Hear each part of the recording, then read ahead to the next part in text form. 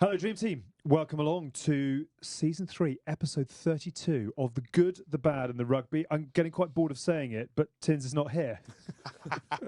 Where is he? So I think Where it's is he, about Alex? 43rd show in a row. We've said that. He's at the front of a plane, James, flying back from Japan. Do you think it's because he earned so much cash out of I'm a Celeb, he just doesn't think he needs to I be think he's with just us flying anymore? around the world. I don't think he's touched down in the last 6 months or so. But What does he do, though, when he's not here? I see him... he sent me a video this week of, he's been in Japan, of a new friend of his, a Japanese gentleman, singing "Oh Danny Boy" on stage in front of a Japanese audience. The politest round of applause at the end of it. And ironically, imagine I tried to do an impression of that would be cancelled. Don't be doing So that. Cancelled faster than we have already. How old do you feel on this week's show, just out of interest? Actually, very old. Okay, genuinely, I obviously look quite old, and I am old, but in my mind, I still feel 21. Yeah. This is confirmation that you're not. But I don't know, though, if we're having a night out or a tear up, whether I can still mix it or whether they're like, oh, fucking come on, old fella. I don't know. You just don't know. So we prove, test, proof of concept. Can I still hang with the lads, or am I really ancient, out of touch, or fuck? Exactly. Last week we had the great Jack Willis on, who's obviously been through a hell of a story recently with Wasps. He's obviously talking up his time in Toulouse. This week we are much closer to home. We are with two stars of London Irish, Premiership Rugby, and really beginning to rip it up on the international scene as well. One, a Scotland scrum half who scored at Twickenham in this year's Six Nations, is having a sensational domestic season. The other, an England international wing, often found at fullback for Irish, who burst onto the scene last year with a sensational try against Toulon for Irish, and then another one against Australia on the summer tour. That was his first touch in international rugby. Sorry about that. Yeah, sorry about that. Add to the show. Show reel's looking pretty good. Ben White, Ben White. Can we go with that? Have you had a bit of a rebrand? Yeah. Henry Arundell, how are you? Brilliant, thank you. Yeah, very well. Good to be here. Genuinely excited about having you guys on, because we were saying, actually, just as we start this, we talked to a lot of fairly dusty old players who've been there, done it, lifted a few pots. Most of them have got a few war wounds to tell, but we don't often check in with the young guns. So this is a really good opportunity for us to find out what it's like being... Oh, you're fired up. What are you going to say? You're itchy to clamber in. No, I wasn't. I was just going to say, we also always talk about, the modern young player. Are there still personalities in rugby? Are they stopped because of the media? Do they have what's it life like? Is it still as fun as we had? What's it like living in the academy house? I'm just very excited to hear what it's like, because I've been out of touch for a while. You've never been in touch, so you've always been I'm here to learn. Yeah. I'm here to learn. How is life? How is life for you, Henry? I'm going to come to you first of all, because a year has it been since things really began to hot up for you? What's the last 12 months been like as a young guy with the world at his feet? Mental, it's been mental. Right. Obviously, that summer was crazy, and obviously the Toulon trial, I think we're going to talk about probably once again. But yeah, we weren't going to. If you're going to bring it up, like Tins and his World Cup winners medal. but take us through a little bit. So, 12, 15 months ago, you are an academy player. Yeah. Are you conscious of your potential at that point? Are you being talked up? Are you feeling that it's coming? Are you just trying it out and seeing what's happening? Where were you this time plus a little bit a year ago? I mean, I spoke about it the other day, actually. I was still at school, up 6th, but we were doing online lessons because of COVID. Yeah. So I haven't played rugby for a year. No games or anything, no training. And Irish brought me in to train, basically just get some form of rugby. Ended up playing a game against Wasps in an A-League game and ruptured my hamstring in the first 20 minutes. Right.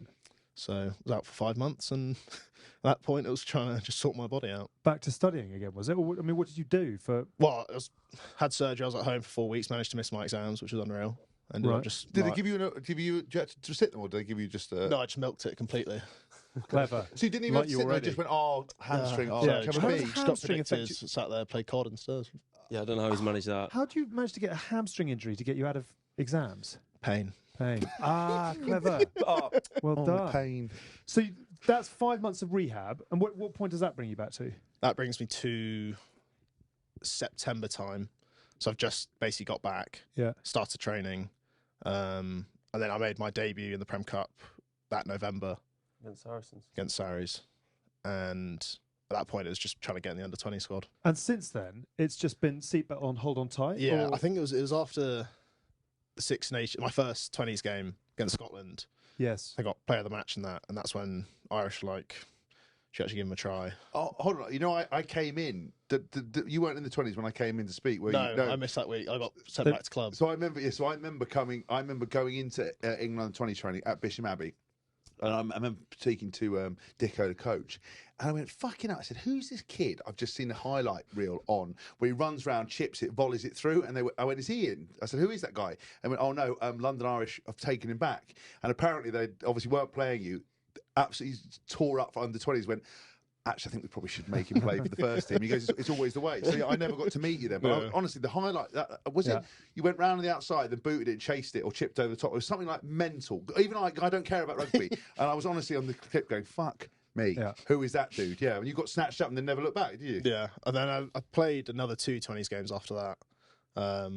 France and Wales, which were good, but most of the time I was then just playing for Irish. I want to get into, because we actually met at the World Rugby Awards in Monaco, and what I loved about the fact but I love the fact you were there, and I love the fact that in this day and age, you know, there's so much keep the low radar, etc. You thought ticket to Monaco, hanging out with Charlene and Prince Albert. Be right in the mud. Was it Young Player of the Year you were up for? Yeah. Breakthrough, also. Breakthrough player, yeah. Did you enjoy that as a night? I mean, because I remember you speaking to you and you were a bit like, holy Christ, this is coming fast. Yeah, that was crazy. I think, to be honest, I spoke to Ryan, my agent, about it. And I actually didn't want to go originally. You know, I felt a bit for all the reasons we've just mentioned. Yeah, I felt it was imposter syndrome type thing. I was like, I shouldn't be here. And then he said to me quite bluntly, you know, you may never go back again, so you might as well take a trip to Monaco for free. Yeah. And I'm glad I did.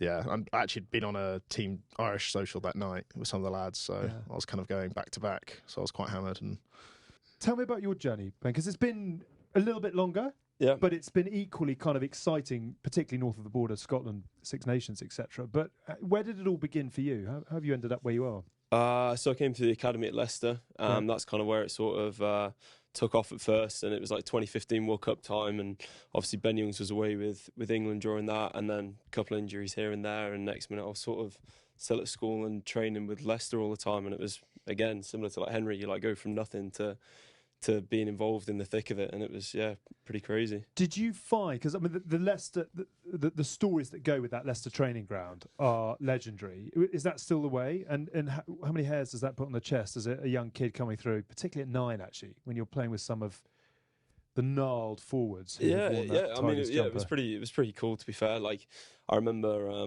like when Cockers first brought me in, he pulled me into his office and he was like, "Look, you know, if I'm going to pull you in and you're going to be here, you got to tell these lads what you want them to do, and if they don't listen to you, I'll sort them out." So it was like, don't care if they're a British Lion or England international. It was like, you're here, you're in charge, and you're telling them what to do. So get used to it. Otherwise, you're not going to be here. I remember walking out the office like cowering, like, oh God, this is going to go well. Who were the real sort of old boys in that Leicester setup when you joined? I mean, Dan Cole's been old since time began. But... Yeah. Obviously, Dan Cole, Tom Youngs, you know, Ben Youngs. Who else would have been there? Jordan Crane. Yeah. Who else would have been there? Sarah Marbai. God, so I mean, that's quite a heavy duty list. Yeah. And did you feel very comfortable stepping into that environment at the beginning, or did that take a huge amount of kind of getting used to? Yeah. But again, it's like sink or swim, isn't it? So you either got to try and go for it, go all in, and try and get to know these lads and do work as hard as you can and go for it, or there's just no point, because you get chewed out and they're literally like, they'll tell you if you're not good enough, or they'll tell you if you're not doing something right, and then at that point you're like, shit, I need to work on this. We were chatting actually before you two arrived, not only about where the characters are in the game right now, but also whether it's as much fun at the basement level of professional rugby as it was when, and again, you're smiling with great nostalgia already. Tell me a little bit about what it is like as an academy player coming through now. I mean, I suppose the only real experience or discussion we've had over academy players actually was the poor lot at Worcester and Wasps, who clubs went out of business, and suddenly they are looking for not only new jobs, but new houses and everything that goes with it.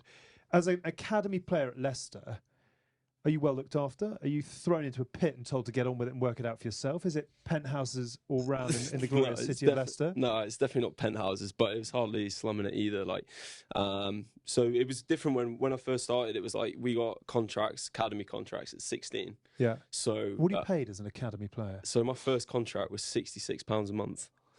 Shut. So that's like that's below minimum wage. 66 quid a month. Yeah, but we were 17, so like we're still at school at this point. So like we've done it for free. That's working man's age. Like, but like you can't buy a box of cereal. You could have got more on OnlyFans. I mean, if that existed. £66. Apparently. I've told you. I went on the other day, and I'd earned 1,500 quid in No time. Yeah, I'm on. Not pulling my ass part. No. Just chopped photos. And honestly, I hadn't been on it. You're on OnlyFans? Yeah. Okay, listen, I'll explain it quickly. That's tragic. I'll teach you my ways later. You say it's tragic, right? Okay, I got paid a large sum of money to go on there with my wife. Not doing weird shit. Oh my God. Not just hanging out the back of her and promoting it. You would have read about that. No, it's on there about health and fitness. I then said I did it. I didn't realise there's health and fitness on it. There is a lot of health and fitness. Well, that's why it hasn't really been that successful. But I did it, and then I put a poll up saying, "Do you want to watch?" What poll? I put a poll up, not my poll up. Right, you put your poll up what? And I put up saying, health, fitness, DJ, music, shirts off. Shirts off got 100% of the vote. Oh, sorry, 99% of the vote, and something else got 1. So now I put a picture up for put a tenner, and I honestly came the other day, and I had $3,000, and I cleared it out, and I earned 1,500 quid in doing nothing, lads. So you laugh, but it's like, you took £66 a month for fucking running around. I know. It's not so tragic anymore, is it? Yeah. I know what their homework is this evening. That's pocket change. You know what I'm saying? So that's why, So, fine, anyway. That's crazy. I'm deviant, but you don't follow me. Don't do anything I've done because you're both way better at rugby and more successful, and you've got an untarnished reputation. We're going to have the clubs and the unions and the agents on the phone to us before the end of saying you've just corrupted the future of the game. I tell you what, you think about some of the jobs there, you're literally making money when you sleep. There you go. Welcome. Academy kids around the land, they can have their glutes, butts. Yeah, twinks. They'd be known as twinks in the gay world. They'd love it. Right. Lads would love it. And Pink Pound is there's so much money in that as well. Yeah. You're both gay icons. Get on with it. Brilliant. Welcome to the University of Hask. You are now fully involved. Brian's like making notes, going, actually, lads, take a picture. 10%, yeah. But take me, so 66 quid a month. I'm pretty sure we used to get paid on the 25th, so whenever that sort of fell. But most of the time, if we got paid on a Friday, straight after training, we'd all go. What do they do? Empty the vending machine and just give you the cash out? Well, you sort of made it last somehow. How would you make 66 quid last? What that's a life challenge. We used to walk from the academy house to the training ground. Used to get a bus pass, which was, I can't even remember how much that was. But for my first game, I got the bus to the game. For my first Leicester game. Live off chocolate milk at Asda for £1. Brilliant. What else? The hot food in Asda that's it's 5 o'clock when it's almost on fire. It's that dry, and it'd be 50p, and you just go and take it. And this is elite level rugby union in England. It was chocolate milk and almost day old chickens that have been fried into their lives. Yeah. And then sometimes, so we would get food at the club and things. Do you fill your pockets with it and fill Tupperware with it? Oh yeah. So everyone would go in at the club and then have straight Tupperware bang, and then you go back, and then that way you didn't have to cook either. So because the kitchen was just a mess. Is this the kitchen in the academy house? Yeah. Which is how bad. I want to hear from both of you about this. How bad was your academy house in Leicester? Because I can imagine it'd be pretty gnarly. Thing is, it was so it was these student halls on the edge of the university. So from the outside, you'd look at it and you go, "Oh my God, this is some massive mansion house," and you'd be like, "This looks amazing." And then you walk in, and obviously the whole house is divided into 5 by 3 meter boxes, rooms that fit units. They're not basically, units. And they've got a bed and a sink. It's like a little prison cell almost. It's like a slum, basically. Slumlord. I wouldn't say it's that bad, but we know one of the people, a friend of the show, did that. Bought a house. And then it was like a 4-bed, divided it in a 9-bed, and had people living in the living room in box cubicles, plasterboard walls. Friend of the show, give us your. It's not real rack. It's let's call Phil Dorian. That's okay. Got you. Right. Yeah. So it was all just sinks and a bed. Yeah, but it was it was class because you were living with all your mates, right? Literally in this house, and then we had a shared kitchen, and then there was a team room at the back which had TV, PlayStation, and table tennis. What state was the kitchen? So cleaners would come in from the university, but after about a couple of months, they'd even turn their nose up. They'd be like, "We're not dealing with that." What? Just empty dishes, moldy food. Yeah. And then obviously people would chuck them in and be like, "You left them." Well, I didn't leave them. He left them. And then by that point, it's it's all over. And then it'd only get cleaned when everyone was like, "This is inhabitable now." What about the toilet though? Imagine how many lads? Was all right. No, we weren't animals. Yeah, but most lads just wee on the seat regardless. Anyway, yeah. So that was all right, was it? Yeah, it wasn't too bad. Oh, right, doesn't the modern man sit down wee now? You're a big sit down weeer, aren't you? I do that over the evening, just I'm tired. Yeah, exactly. I don't think there's anything wrong with that. Just a little 10-minute quiet time, isn't it? Yeah. Good. I'm glad we got that in. What was your house like though? Irish. Oh. The house was unbelievable. Where were you? Were you sort of Thames Ditton or somewhere? Halliford. Halifax. I don't know where that is. Near Sunbury. Right. Lovely by Walton Leafy River. Brilliant. Yeah. Golf course. Different strokes, different folks. Leicester. Yeah. South West London. Yeah. The actual house was amazing. Right. And the lads were brilliant. But we ruined it. But the interior was awful. No, it was really nice. It wasn't slummed. It wasn't like plasterboard. We made it horrific. Right. Okay. So you basically took a really beautiful house and turned it inside out. Oh, it's so grim. Why? What? Oh, I mean, there was one morning because you could walk to training, so I just walked to training. Walked out. There's just a mouse at the front door staring at me. It's like, well, I can't do this. And Really, then, a mouse? It was better. We could have been a rat. Yeah, and then a couple of weeks just because after, it's insanitary. Yeah, and then I think the lads made a trip to Costco and got like the big trays of cake that you can get. Yeah. Like big trays. I think they had like 2, and then just left it on the side, and then it was there for a few weeks, and wow, a lot grew inside it. Which type of penicillin was it was discovered? It's interesting when you as a young person when you discover about Costco and buying like big things. You go in there, I can buy a whole box of chocolate bars. So it's so exciting. Then you realise buying in bulk actually is not that great unless you're really utilising it. You've suddenly got piles of stuff you can't fit in any cupboard, and you're like, we're never going to eat through this. Thousands of bog rolls. Thousands of chicken breasts in the freezer you just couldn't possibly get through in a million years. It smells so bad. I think one of the other academy houses, they found a piece of chicken that had been there for a few weeks. Oh no, at least a couple months maybe. At the bottom, just like underneath the freezer. It wasn't even in the freezer. It hadn't frozen. Yeah, it fell on the floor and someone just kicked it under there rather than put it. They're sending videos on the chat of them basically cleaning it out and throwing up, like boys throwing up in the background. I can imagine. I imagine academy houses just smell of like body odor, farts, and protein shakes. Yeah, that's what I imagine. Like empty old protein shakers. That's what you imagine. You open the door, you're just like, oh my god, rank. Tell me a little bit about 15 of you in Leicester in an academy house, and do kids come and go as their contracts? So we were different. So it's not. I don't think they do it anymore. I think it got sacked off because it was tough to balance like rugby and school. So we'd go in at 17 so it was like lower sixth and upper sixth you were contracted for. So for those 2 years you knew sort of who was in your year for that, and then there'd be 2 years. So if you were in you go and join in lower sixth, then there'd be an upper sixth group as well. And then there'd be some lads in sort of senior academy who'd be like third years. It was called, obviously.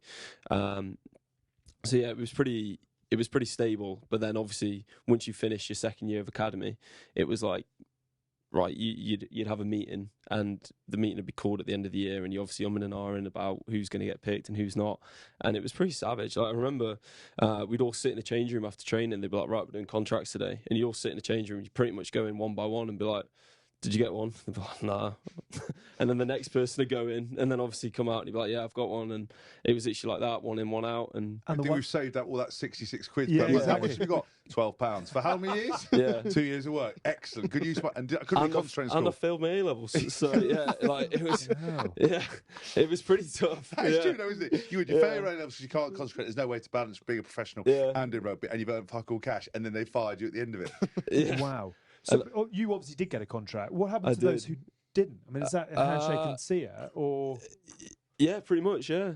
Savage. I mean, some of my mates. I'm trying to think what some of them did. Obviously, some went to university. Yeah. After that, some went and got jobs. Some just played like part-time, like rugby, sort of at lower levels, and got paid for that, and then also got jobs. So it was all sort of a variety of things. Yeah. Jesus, that is high stakes. I mean, it's quite sort of NFL. You see those documentaries behind the scenes now. It's just careers being made or broken in those moments. Yeah. But I guess the difference is like those lads in America, you're the NFL, they've all got college degrees, and they've had a good life where we were 18. They also get £1 million, not 66. Yeah, exactly. That's very true. That's very true. It's just like daylight robbery. Yeah. How did you end up with Irish? Through school. Yeah. Yeah. So before I was originally going to go through Bath, because that's where my mum lives, and I was going to school down there, and then managed to get a scholarship to Harrow, and I went and played a pre-season game for them before I actually joined at Hazelwood, where Irish train. Yeah. And so this was a game for Harrow at Hazelwood against St Benedict's Ealing, and I got an email like 3 weeks later from the same academy manager now saying, "Can you come along to a session?" At the time, I was like, "Oh, this is unreal. This is crazy." It felt weird 'cause it wasn't Bath though, because I'd always. Family had been Bath supporters, always had been a Bath supporter. Really? You fancy actually winning a game, so you decided not to do that. And then ended up going to those sessions, and for the first month or so, they thought I was, year above what I actually was. So I ended up training with the year above of that year above, so 2 years above me. Right. And then I was like, I'm actually 13, not 40 or 15. I'm not 21. Yeah, exactly. And then they were like, oh, shit, like you're actually younger than we thought. So I ended up going back down, staying with the year above, and kind of stayed them ever since. I never actually played my own year group. And so what is the process between, and what is the, I suppose, how do you work going to Harrow, plus being on the books of London Irish, etc.? What's the sort of time split between the two? Or do they just say, get into school and we'll chat to you when you get through your A-levels? It's weird when Harrow's full boarding, so you're there the entire time. A lot of the lads are either at the ACE school, which is like connected with the club, or just schools nearby. Yeah. So you'd only really train once a week on a Monday night for Irish, and then the rest of the time it's with school. But obviously, luckily, I was at a very good school, so I got treated very well and had good coaches. When it comes to sort of signing on with Irish, did you have other clubs at that point? Did you have people out and about saying, did you go back to Bath? Or because you'd come through Irish, was it a very easy decision? Yeah, I had an offer from Wasps. Good decision, obviously made. Yeah. Great decision. Hindsight's a wonderful friend. But at that point, it was kind of, I was very set on staying in London and London University and that kind of thing. Yeah. And are you studying at the moment? Yeah, so it's with Open Uni, but I was originally started with UCL. Okay. Made it to Freshers Week and dropped out. So, good, yeah. Do the important bits. What are you studying? History and politics. History. Okay, cool. That's going to take you about 10 years in Open University, isn't it? Yeah, no, I've done 1 year full time, and I will be switching to part time. So and how 8 years. 8 years. Oh my god, it's so. I think it'll be like 6 years. I think. Yeah, it's like mental. You could become a doctor in the same time. Yeah. And then you'll finish it, and you'll be like, hopefully both of your boys are so good at international playing for Lions, you just won't need it. Like, it's really useful. I got a degree that absolutely serves no purpose at all. 2-1 in history of art on this side of the fence. Yeah, one of the most valuable things I've ever achieved. I actually noticed that because you went to Eton. Yeah. Henry's kind of your vibe. You've got a little signet ring on, kind of your. Yeah. You're much more. Well, you think he's in and on the sofa? Yes, what I mean. Many have knocked on the door. Not all of them come in. He's very excited about you, by the way. I think he feels like we're excited about you as well, Ben. But I think cheers. Payno's got a real. Well, you went north of the border. You're Scott. Yeah. But no, from Stoke. Payno's very excited because I think he thinks you're like a young protege, like similar sort of posh. Well, it's less that. It's less that. It's more with both of you. One, like you're old now, and I've heard your stories. I've heard your stories 1,000 times. But I'm making new ones, mate. But not necessarily in the field. He's on the good, the bad, and the rugby. OnlyFans. Yeah, exactly. People didn't know about that. They do now. I like telling the stories of people who are out there doing it, and that's when we started. You were you were sort of washed up on the beach and sort of flapping around, hoping someone would put you back in. Things were going really well until I started this shit show, and then exactly. it ended my career. Anyway, I like hearing from those who are still out there. I just meant you're much more alike, aren't you? More aligned, like the old Signet, the old posh Harrow darling. That's quite. You went to Wellington. I know, but when I went to Wellington, Henry, you've nailed it. You've taken out his middle stuff. He's mockney, he's a geezer gangster. Champagne socialist, isn't he? In a leafy suburb. I'm absolutely not even a socialist. He pretends he's Reggie Craig. I'm just champagne. Whoever's going to tax me the least is what I'm on board with. That's not where my political opinion starts. No, I just went Wellington, right? Now it's like unbelievable. When I went, it was definitely still good then. It was, it was more like to let anyone in. Really, it wasn't quite the level. You know what I mean? Now it's like a world beach. But Eton, Harrow, you're much posher. You sound more posh than me. He sounds more affected than you, Henry. What do you mean? He's a geezer. Oh no, I'm not. Ebenezer was a geezer. I'm not. Nick Easter, like I've come. You meet his parents, like hello, and he's like, oh yeah, no, fucking hell, don't like that. I'm a little bit mockney, but I don't know why. Well, it's very obvious why. It's not why I'm not putting it on. I don't need to put it on. Anyway, let's go back to you. How did you then move from Leicester to Irish? So it'd be 18 months ago now. But it just sort of coaches changed at Leicester, and like anything, things change. Opinions. Did you are get a different, tap and a thank you very much, or did you think now's the time to change? It was a bit of both. I kind of saw, obviously. So when I first came in, Steve Walford came in and stuff, and he then signed Wigglesworth and things. So then there was Wigglesworth, Ben Youngs, me, and Jack Van Portfleet. Yeah. So it was the four of us, and obviously. You standing 3 don't always go. Yeah, you're standing here and you're like, well, he's brought him in and stuff. So I remember speaking to me and being like, look, I'm not stupid here. Like somebody's gonna fall. Somebody's got to go here because I want to play rugby. I want to push on and I want to go for it. So I'm not sitting around and waiting for, and like you say, a tap on the shoulder, like off you go. So started speaking to clubs, and I spoke with Irish, and the coaches here are very experienced. They're very out there, and they're they sort of sold the club and the way that they play and everything. And I was like, right, well, let's get on board, because it was a bit of a mess. Really. I had 2 years left on the contract at Leicester. That gets scrappy. So did you then end up, because circumstances obviously unfolded as they did, but did you end up going in and saying, guys, thank you, but I think it's time for me to go? I'd be lying if I said it was more. It was pretty mutually. Sort of like, it was like, you know. They said, see what you can find. You said, I found something. Yeah. Everyone shook hands on it. Basically, yeah. And do you look back now, particularly on the Leicester time, and think, Christ, that made me who I am? Or do you think, I wish I'd managed a bit more? Do you look back and think, they booted me, therefore I will never forgive them? What's your sort of reflections on? No, like I enjoyed my time at Leicester. It was very difficult. Like, obviously we weren't great. Like, let's be honest, we struggled a lot the years that I was there, and I was a young lad that was thrown in. Yeah. Because you left and they won the Premiership, didn't they? Yeah, they did. Oh, yeah. So there's obviously. Welcome along. That's very sensitive. He's a smooth interviewer. No, like, yeah, but it's you know, it was a tough, and I was young. It was like, you know, I was 17, 18, 19, 20-year-olds, and I was playing a reasonable amount, and things weren't going well. And you look at the team that we had at the time and the players that were in the dressing room, you're like, I have no idea what's going wrong here. Like, you're going out and you look at this team and you're like, this is like some sort of barbarians team. Like, this is amazing. And then we're losing at home, and you're like, oh, brilliant. You know, Jenny, can you put your finger on now why? I mean, you've got more experience. You've been around the block a bit more. You've been at the top table. Yeah, I think a lot of it is like alignment and the way that a team plays. And I think when you have a lot of players, you have to understand like what a player does and how they interact and how they help each other. And like, for example, you know, like if I'm playing with Henry, I know that like if I catch the ball, I'm going to give it as early as I can, so he can go and do his thing, and I'll just follow him up the inside because he'll do something. Yeah. And you kind of get used to the players around him, and you come up with what they are very good at. Irish is like coming up with a game plan that suits the players we have, and we play to a style that fits. So I guess sometimes maybe at Leicester we had a very good back line. And possibly didn't sort of utilise that as well as we could have, and that's probably why we struggled a bit. So, like, I guess when I saw that, you know, these other nines were coming in who were very good players, and I backed myself, and obviously I slowly was getting less opportunity. It was like, right, well, I can either sit here, stay for 2 years, and see what happens, or you were more than £66 a month by this point. Or? Yeah, I was on more than 6. Yeah. Thank God. And you know, I was either wait and see what happens, or just back myself, go for it, and take on a new challenge. And it's worked out pretty well. Yeah, it has. Yeah. And no, I love it. Irish, it's great. It's a really good club. We'll come on to sort of Scotland in a moment, but can you put your finger on why your career has suddenly hit the sort of the boost factor? Yeah, I think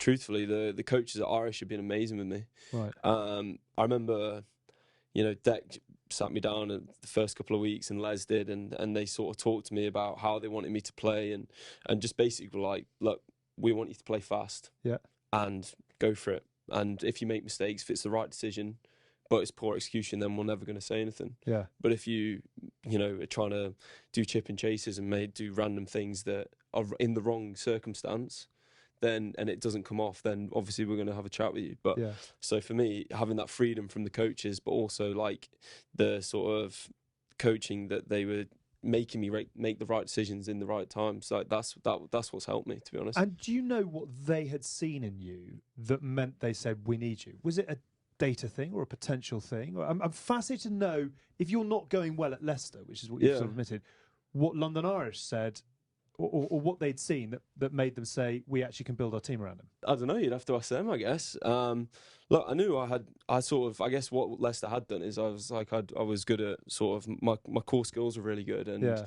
well, I thought so anyway.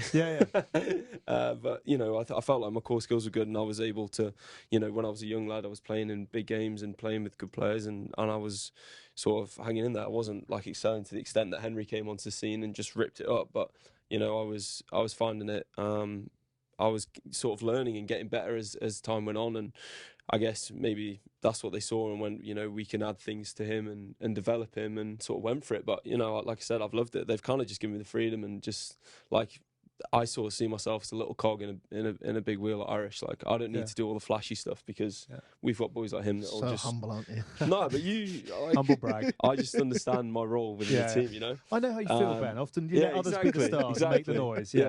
The cement between two somebody's bricks. got to be the brains at times behind it. That is very true. You sound like I'm speaking to myself. I want to talk Prem, and I mean it's been an extraordinary season, and there is still more to go. But actually, I want to also say thank you to both of you for coming in, because when you arrived, you were in a stinky mood because of what happened yesterday. I mean, it is good of you to come on. I'm really interested in how angry, particularly, you are, because it's been a long old campaign, and Irish have been. I mean, it's brilliant to see Irish back. They are one of the good, positive stories at the moment in terms of what you're doing on the field. The Brentford Stadium, I think, is fantastic. But you're filthy that you haven't made the two semi-finals. Will you in time think, actually, do you know, we've had a good season, or are you just fuming that you've not made the playoffs? No, I mean, me and Whitey spoke about it this morning and yesterday. You know, it has been a very good season. For myself, it's been quite weird, like starting the season and then it being out with injury and then being away with the Six Nations. But obviously what the lads have done throughout the season has been incredible. And I think it's good that it's as disappointing as it is. You know, we should want to make top four. You know, I think we deserve to make top four with how we play and how we have been playing. I think yesterday was just, we got it wrong, and Sarries are very good. Everyone's going to be gutted, and you know there's a bit of a team social later tonight. Everyone kind of vent it out, but I think everyone's kind of there's some positivity with how the season's gone. I think when you start the season where we did, and you know after 11 rounds, I think we were flat bottom, I think. Something like that, yeah. So like I think that obviously yesterday's game, you sit there and you go, you know, that was rubbish. Like it was frustrating, but I think everyone sort of, when you sit there afterwards, you're like, well, we did kind of give ourselves a bit of a setback to start the season. So no, look, I think it's building, and we've done slightly better than we did last year, and we've still got a game left to try and like cement fifth. So in the change room afterwards, is that quiet and everyone's fuming, or does Declan say a few words? Les say a few words? Everyone was pretty quiet. Yeah. But right. Decky's quite good. He's always got a riddle for everyone and some form of quote that does lift the mood, and he's very good with that. What do you mean a riddle? He just speaks in riddles. Oh, really? Yeah. Just incoherent riddles. But they are very good. You know, he's a very good man manager. Yeah, he is. Yeah, he's very good with like looking after you individually, and he just basically just said yesterday, be proud of what's happened this season. You know, it didn't go right today, but let's finish the season strong. You know, got a home game against Exeter as the final game. He's very good at the whole, you know, park it, move on, kind of next job type thing. Do you both feel because both of you had international experience this season, both of you had some amazing games. Do you feel kind of you've got rugby a bit more sus? Because I always found throughout my career that at the end of every season, I would go, oh, wow, okay, I've learnt so much. Because you think you know stuff now, and then you reflect and you go, wow, I didn't have any idea. And you go again, and both of you, do you feel in like a better place now? You've had a bit more opportunity with England, a bit more opportunity with Irish. You've had some injuries. Do you feel in a better place? Yeah, definitely. I think it's learning kind of the darker side of playing professional sport, which I've learned a lot this season. Is that the injuries?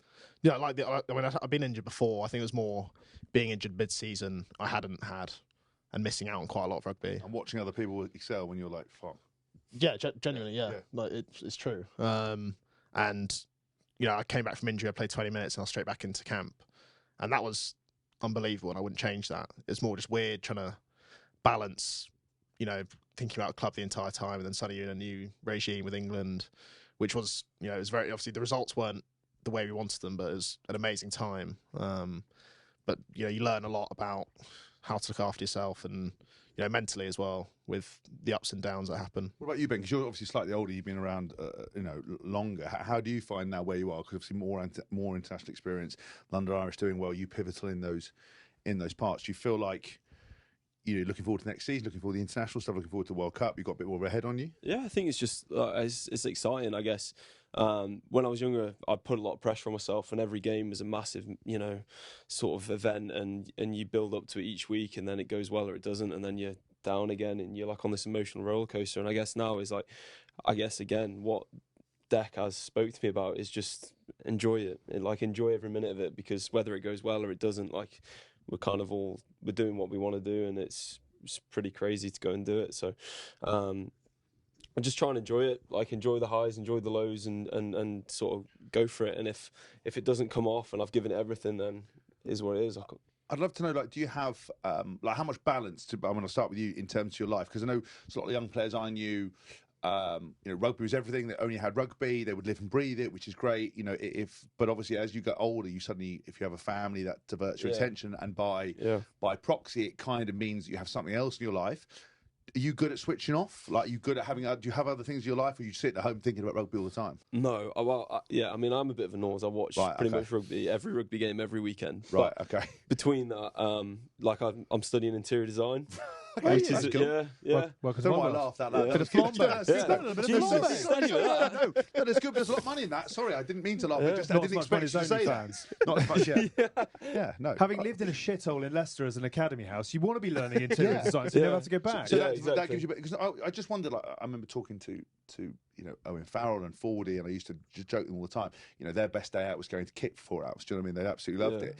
Whereas I think, if you've got something else to focus on, it means that when you come to rugby, you have much more balance and you're able to be objective. And then some of these players, families early on, they suddenly realise that there's much more to life than playing rugby because they've got a family. So interior design does that a little bit for you, does it? I think that's the key thing, isn't it? Like, you're still doing everything you can in your rugby career, because that's your main thing, and you have to deliver on that.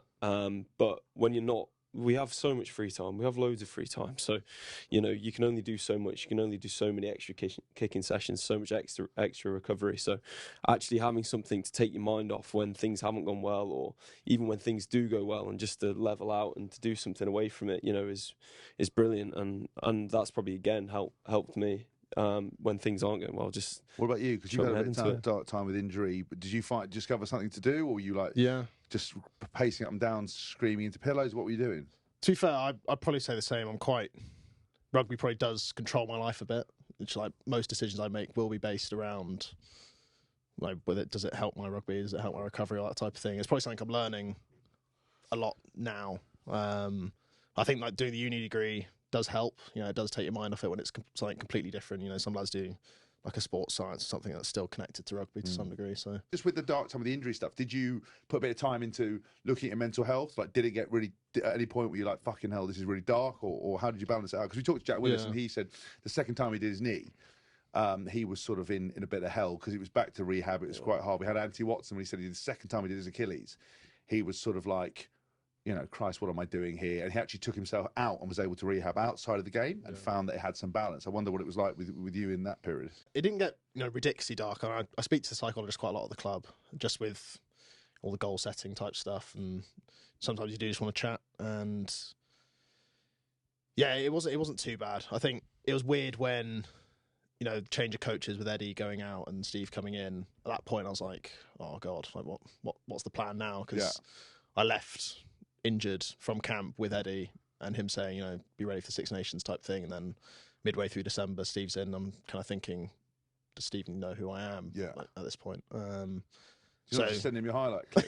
I was going to say, he's not a massive Instagrammer at Porthos, I don't think. I'm not sure he'd have seen you. Yeah, no. So at that point, it was kind of just do what you can, control the controllable, that type of thing. When you're a rugby player and you're injured, you're not able to do what you do, there's that sort of existential crisis. If I'm a rugby player, I don't play rugby, am I still a rugby player?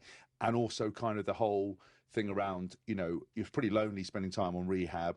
It's pretty lonely, other people are working, most of your teammates are out, you're watching your teammates perform, you're watching a competition get opportunities, and you're rattling around the house, waking up at 6 in the morning to do some bullshit rehab stuff, that goes on and on and on. It's interesting to say you spoke to a psychologist, because I think that's quite impressive. Like I've always said many times, I was very lucky to do it and speak very early on, but a lot of young players don't. They rattle around in this sort of turmoil where they're getting paid 66 quid a month and they don't know the uncertainty, and they don't ever speak to anyone about it. So it's interesting to see that it's definitely something that's not done enough. No. They talk about the whole men don't talk about their emotions, that type of thing enough. And it is true, I think, especially in sport when it's so high pressure and there's so much demand for you to perform. And half the time it is actually just mental. Yeah. So I think it's something that I found helped a lot. And there's some guys that got injured at the club, and a lot of them I would say, you can chat to Mike, our psychologist guy. And that's good, even like half the time he's not doing anything. You're literally just talking to someone and just venting everything. That's the beauty of what I think a lot of people think with psychology is that you fix you. Like, no one fixes you. Like, I can tell you some advice, but unless you put it into practice, it doesn't matter. I might make you feel better for a moment, but only you want to fix you. questions. Yeah, and also sometimes just listening, and then giving an opinion. Yeah. On actually, have you tried this? And you go, no, I feel so excited. Then you go home and you start practicing it. You're like, oh my god, it actually worked. They're amazing. No, you still did the work. Yeah. What about you? What's your view? Do you speak to anyone to do any of that stuff? Yeah, 100%. I think like Henry said it pretty well. Like, you need to speak to somebody about things, because if you keep it to yourself, you can go down all sorts of rabbit holes. And when you're not playing, like, if you see rugby as your identity, then you can be pretty dark when you're not doing it. So that's why it's important to have other things, have friends and family around you, so that when things aren't going well, you've got people to sit around you and look after you. Do you talk, Henry, to people about the hype? Because there aren't many players now in this country that have got as much kind of spotlight on you right now. I'll give you a little anecdote, actually. So I did the Australia-England summer tour last summer, and you obviously did what you did. It was the first test, wasn't it? Yeah. And in the second test, I had a guy who I respect hugely from the industry, and we came on air, and you were back on the bench again. Yeah. And I got 15 texts in our 30-minute build-up saying, why the fuck are you not talking Arundell? Why is there not a feature on him? Why are you not? And we didn't, because you were on the bench again. Yeah. But actually, it was a very interesting. I was like, shit, actually, that you were the story at that point. Since then, it's just, every time there's an England team announced, there's a lot of hype and a lot of sort of speculation about you and what you're going to do. Are you talking to people about how to handle that, and about there's inevitably going to be a red card, or I'm sorry to say that is the way the game goes. What's going to come and how to handle it. Yeah, I have. I mainly noticed it. So the week after the Toulon game, obviously that was the one where it all happened. Yeah. We had the Prem Cup final, and the entire week I was thinking, you don't need to do it again. You don't need to prove you can do it again. Just go and play all the things you should be thinking. And kickoff went, and suddenly just mentally I was gone, thinking I've got to prove it. The people are watching. Eddie might be watching. And that after we lost that game, and after I was kind of not in a dark place. I was just thinking, God, this is tough. Yeah. I got it completely wrong there, like from a psychology perspective. And it was kind of then when I thought, I need to chat to people about it. And someone that was very good with it was Marcus in camp. My first camp, spoke to Marcus about it, and obviously he's experienced every wave of it. Suddenly he's the future of England, and suddenly everyone hates him. And he's very good at.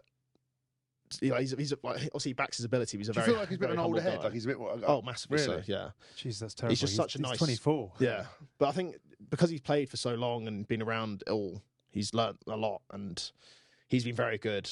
Kind of taking me under his wing when I'm in camp, just looking after me, and he's very honest with me as well. Like, we have good chats, and I think he's brilliant because Marcus is someone that we wanted to speak to for ages. We absolutely love him. He was someone that I met for the first time, like with you lads. It was really warm, looked you in the eye, had a conversation, was really humble, really sweet, really polite. And obviously he was on the hype train again, and it's very easy. Just by nature, you see it in Hollywood in the extreme version where people get so pumped up they lose their own head, they can't control themselves, and everything. And he was great. And I remember saying to Owen Farrell when he first came in, "What's that Marcus like? Like, what's he like? What's he actually like?" He said, Owen said, he said, a brilliant kid, unbelievably hardworking, incredible player. Couldn't fault him once, and that's when you go, wow, I love that. So I love the fact he's even talking to you and giving that experience, because he has had a hype, in different ways, but still got hyped up. I just wondered. I mean, I was going to ask about kind of social media stuff as well, because that makes everything for both of you even more like people blowing smoke out your ass, and then if you don't do well, people then getting into you, because there's no rationality behind it, and I can see why you'd want to try and score a miracle try the next touch and the next game, because you think you have to do it when actually you don't. It's a long game, all this stuff. Well, I think it's quite a human. At the time, I was like, this is a very human thing to be doing, trying to back it up again and again and make everyone happy. And it's something that I then, like, speaking to guys like Marcus helps. I kind of thought, this social media stuff, it was fun at the time. You get a blue tick and then you get loads of followers, and you think this is so cool, this is what you wanted, and then you realise there's quite a dark side to it. And I haven't received much hate or anything, but I know boys have. Alex Donbrandt deleted his Twitter off. Dom has got treated terribly during Six Nations. Horrible, isn't it? Marcus as well. JVP got it a lot, and it's kind of fans are great when they're on your side and they come and watch and they love the team. But as soon as they don't love the team, it's Before you know it, you're on OnlyFans with your you're on knobback, OnlyFans. It's a 66 quid a roller minute. coaster, isn't it? Exactly. Oi, one beer is a gateway to you doing drugs. Next minute, you're appearing naked, putting the remote up your bum. It's a hard life. What about you in regards to social? Like, have you, I've never really been that bothered Have you by not? it. Not really. Like, Do you get it? I mean, do you find stuff in your DMs? So you're just like, oh, for fuck's sake. yeah. Or do To you be just honest, not go in I there? actually get tagged in a lot of Ben White stuff. So the footballer. So 90% of the abuse that I get is like I'll say on a Saturday and they've kicked for the same time. I'll sit down. I'll be like, oh my god, I've got like thousands of men. I'm like, what is this? And it's like. That rugby tackle, that was a penalty. What were you doing? Like, why were you defending there? You're not a right back. I'm like, oh, for God's sake. I'm like, Your follow numbers must be rocketing, and that's all cash in the bank. I'm not even. I wish that it right? was. No, it's just abuse.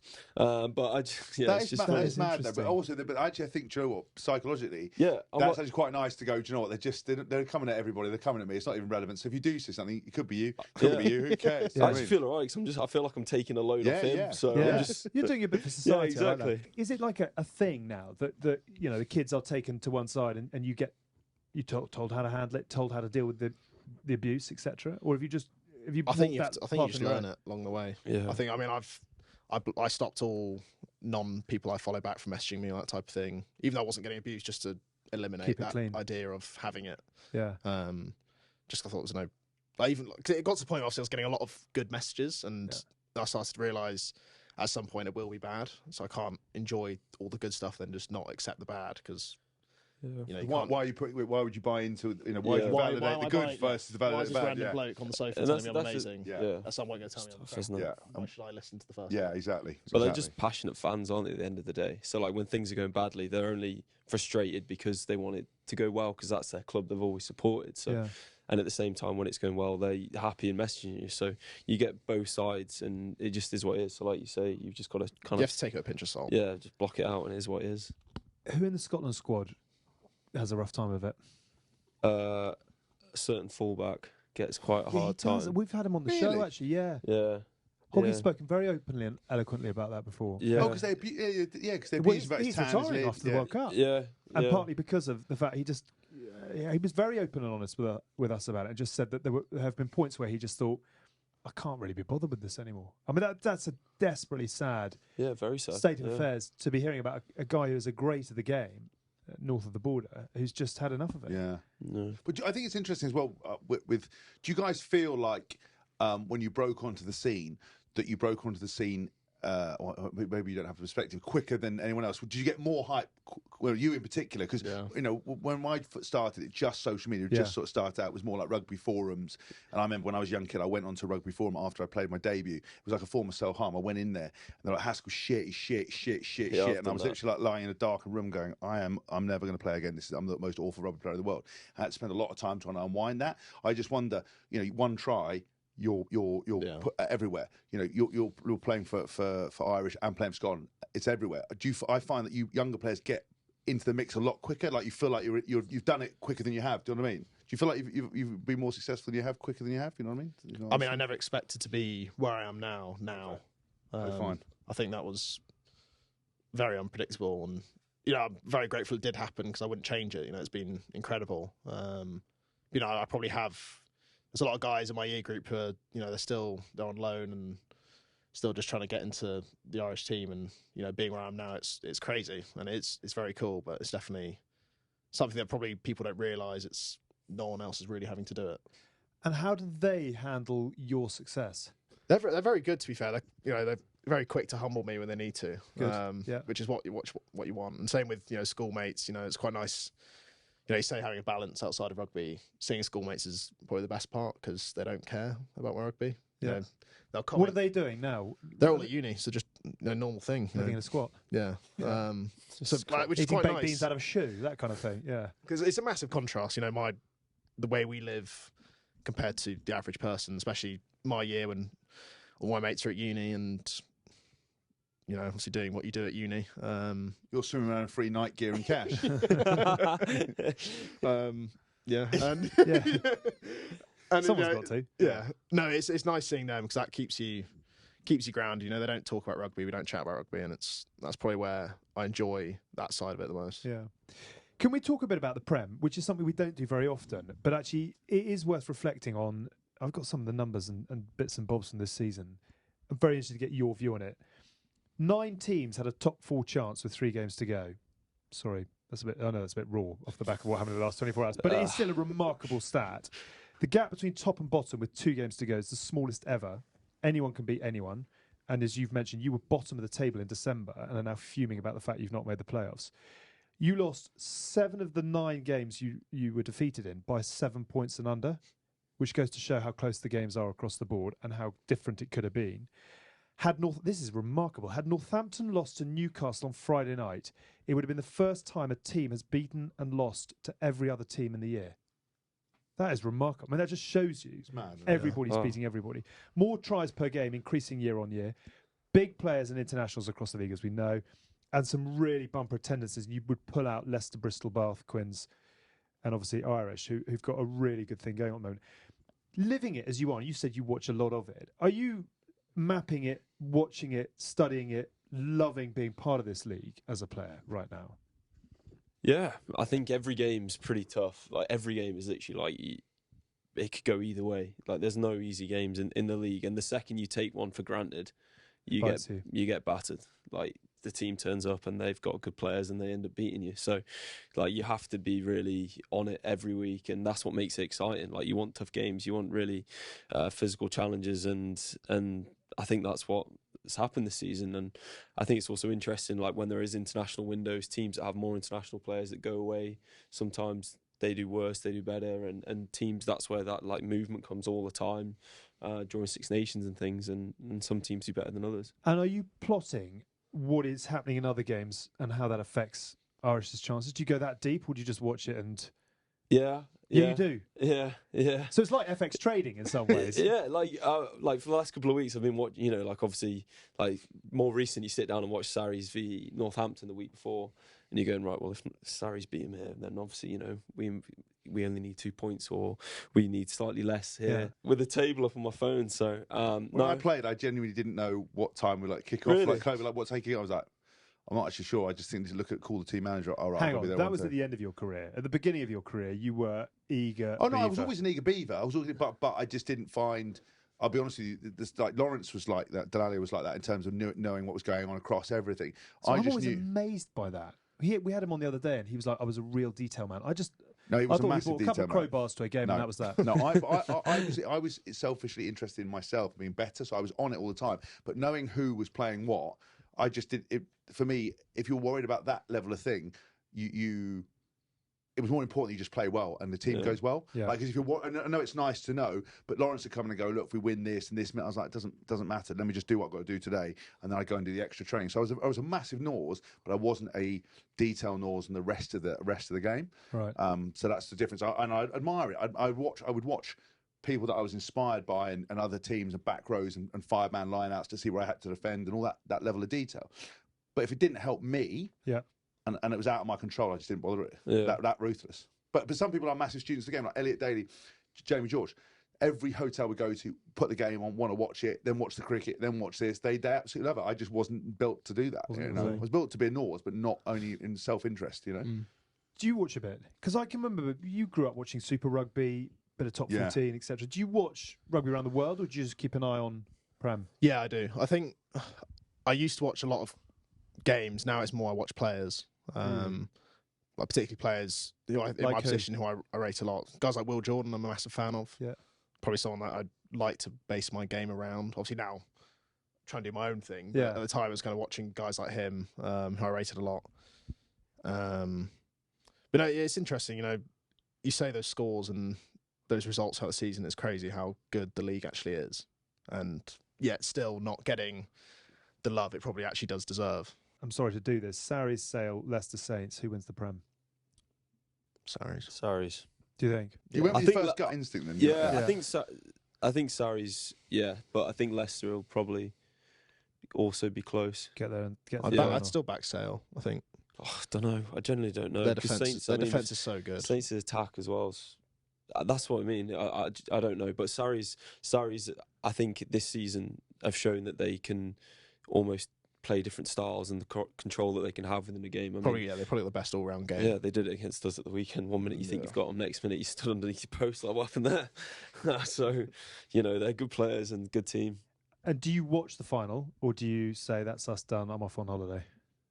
Don't know where I'll be. If I am on holiday, I'll probably still watch it somewhere. Yeah, we already know the answer to that question. Exactly. I'd be lying, Taking if, notes. I'd be lying if I said I wouldn't watch it. If he's in Spain, he'll be in like an Only Fools and Horses pub, with, eating fried breakfast, watch the final. Yeah, getting him change the channel over. Yeah. Do you watch? Will you be in the golf I'll course? probably watch. I'll see how I feel, see who it is, but I'll watch reluctantly. Do you know where you're going on holiday? Do you know where you guys are going to go off down, Susan? Now?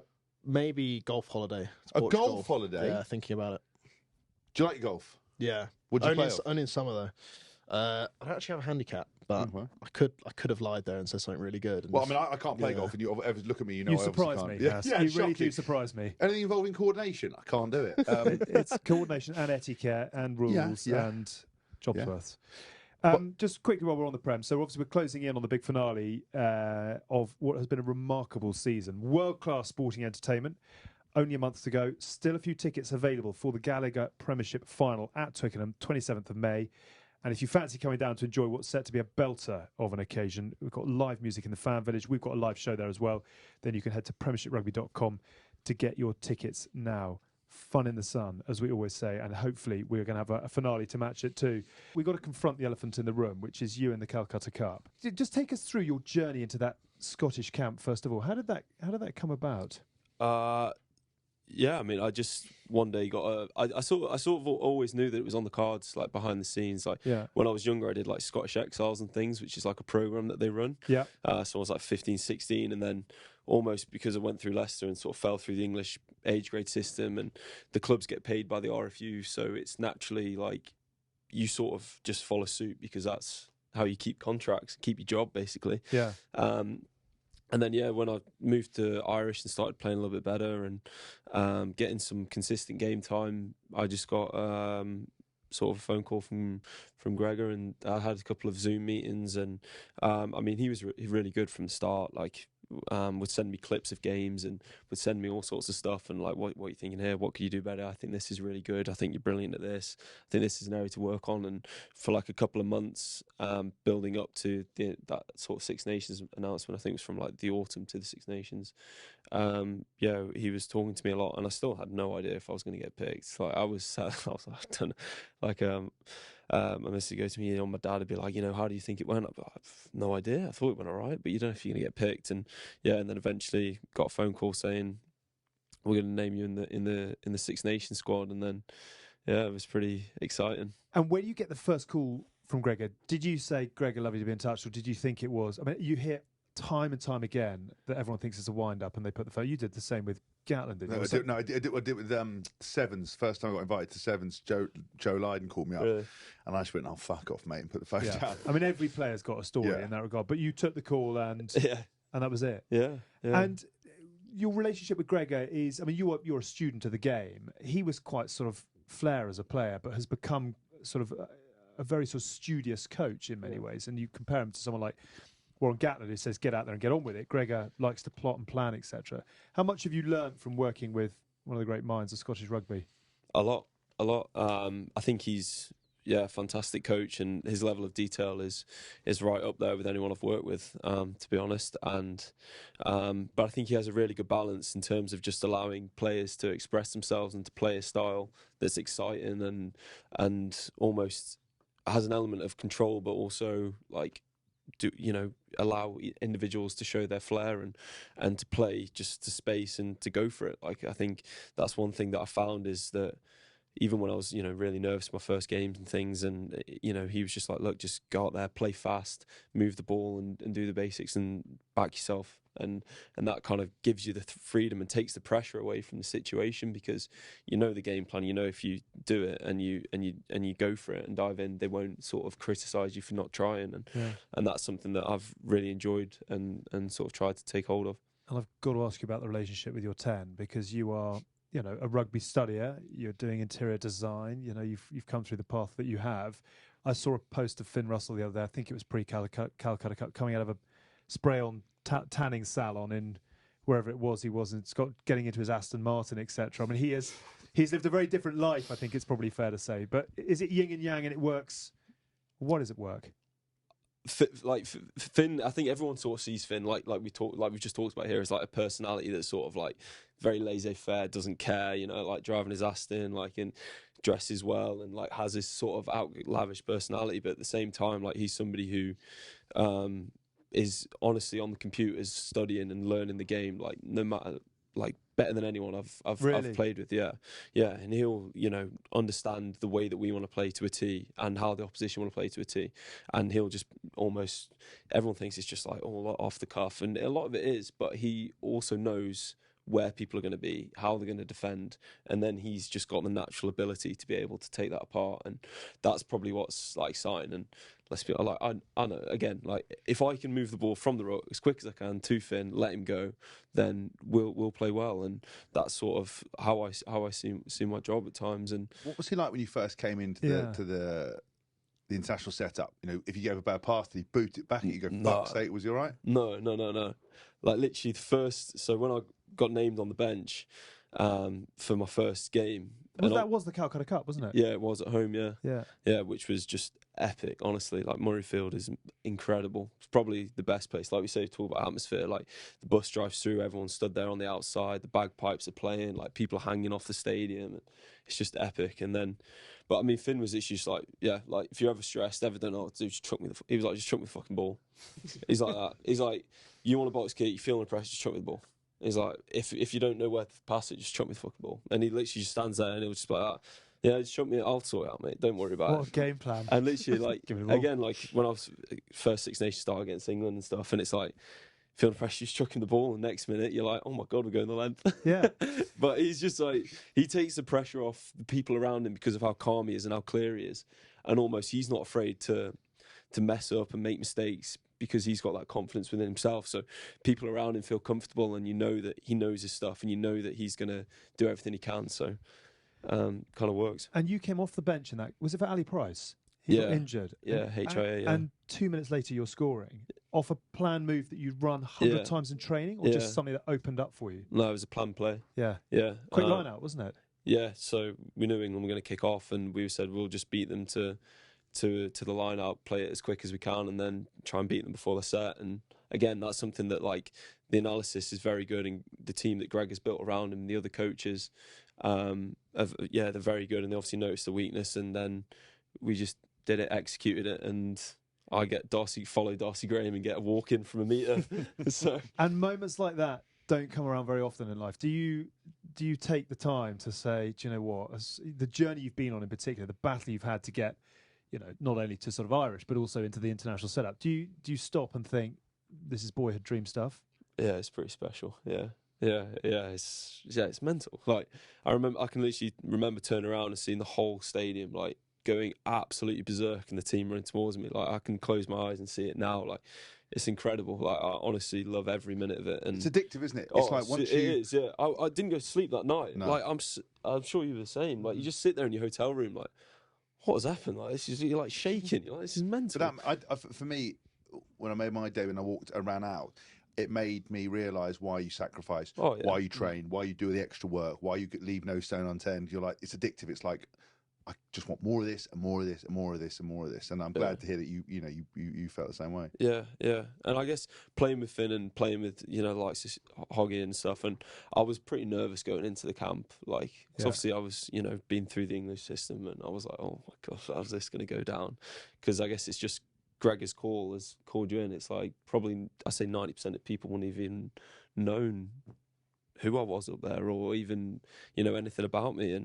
And he's just gone for me and backed me, and, you know, I'd sort of went for it, dived in, and all the lads up there they're just so sound and just great people, and they were just amazing. You haven't got a rose tattoo on your arse or anything like that. Thank God, no. Tony Copsey had that on his back. There's loads of guys who I knew, like I think Jim Hamilton's got a rose tattoo on him. I think so. I might have made that. Someone I'll have like to ask him. Yeah, someone like that's got a rose tattoo, and they're like, yeah, and then they cut me, I bleed blue. You're like, really? Because I think you got a rose on you. But didn't you play? Yeah. So they accepted you. There wasn't any drama. No. Really? And I was even. I mean, Hoggy still takes a piss out of me. He calls me like a wee English prick all the time. But like in like But like in a like anything, it's like in a good. He doesn't like. It's not like vious. Like and like you get on really well with him, and they're all. Do you look good in a kilt? Not really. Do you know? I that's my one reason I'd love to be Scottish is to wear a kilt. Not because I want to wear a dress. I can do that any time of night. But I mean, I just think you look quite good in a kilt. They are very cool. I think quite cool. I think men in kilt, like look quite good. Not in like a weird way, like I love men in kilts, but I've always wanted to do that. And tell us about this, because the thing that you won't appreciate, well, maybe you will with the history, is just how long Scotland had to go at Twickenham without a win of any sort. And now they've done 2 in 2, and obviously you're instrumental again this year. Sorry, Henry, but colleague around the years for now. But I mean, do you recognise how special these moments are for Scotland, and how much history you've had to kind of park in the results you've had recently, particularly over England? Yeah, I think it just shows where Scottish rugby is, to be honest, and the playing group that they have, the ability of players. I mean, some of the players up there are second, like the best players I've ever played with. They're unbelievable, and I guess the environment that Gregor and the coaches have created is really good as well, and that's just allowed players to express themselves and to go for it and not feel the pressure of these big occasions, and to sort of get around each other when times are tough and things aren't going well. And it's just a really good group. And I think when I realised it was probably sort of after that, after the final whistle in Calcutta, we like walked around the stadium with the trophy, and all of our family and quite a lot of the fans were in this top right corner of Twickenham, and basically everyone just piled on at Twickenham. There's like sort of a gap between the seats and the pitch, and everyone sort of piled into this sort of bit, and it was family and also just like fans and things, and they were literally in balls of tears, and they were like, I've never seen Scotland win at Twickenham.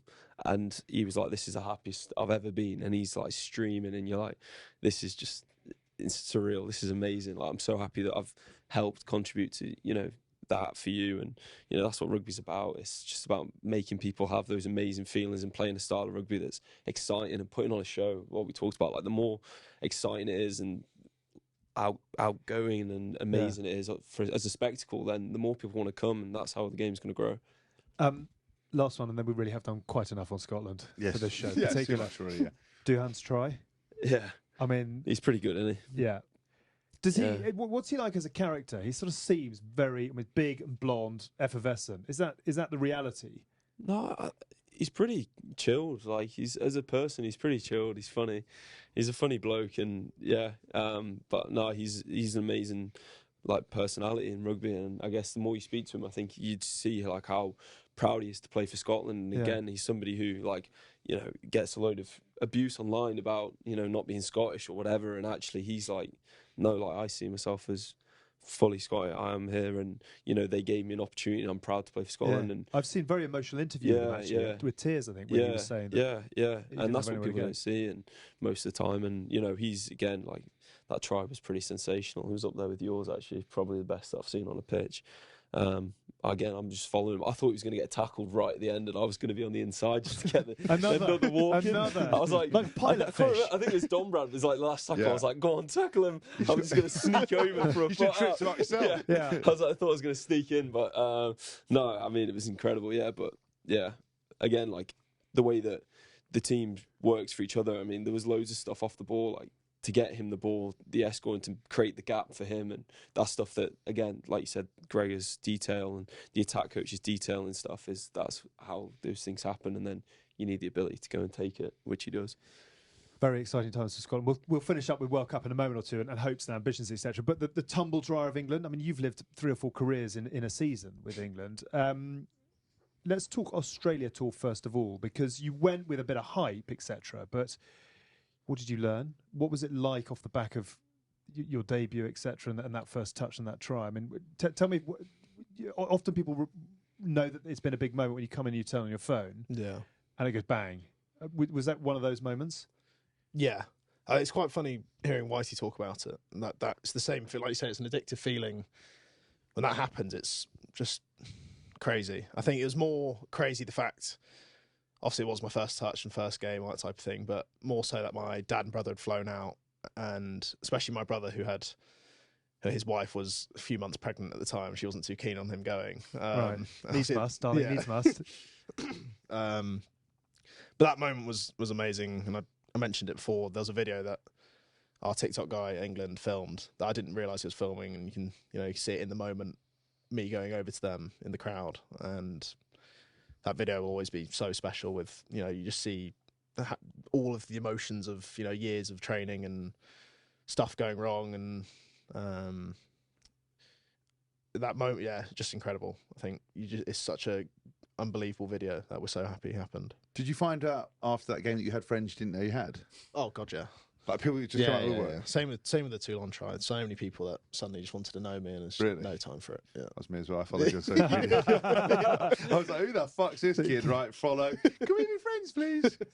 What is it like in that England camp at the moment? I mean, there's been so many sort of highs and lows, etc. But is the camp far calmer internally than perhaps the fans are definitely externally? And that's mainly down to the coaches. I think Steve and Kev especially are very good at, again, the whole man management side and making sure that we understand that it is a rebuild period for England. And it has been said a lot that it's a rebuild, and it really is. It's a lot of these teams are 3.5 years into their World Cup cycle, and it's a message that Steve's tried to basically give to us throughout the Six Nations, which was we've got 6 months basically to the World Cup to try and do something special. And it's a very good group, and everyone gets on very well, but it's a very hard working group, and we do get beasted by Steve and Kev, and it's good because that's exactly where you want to be.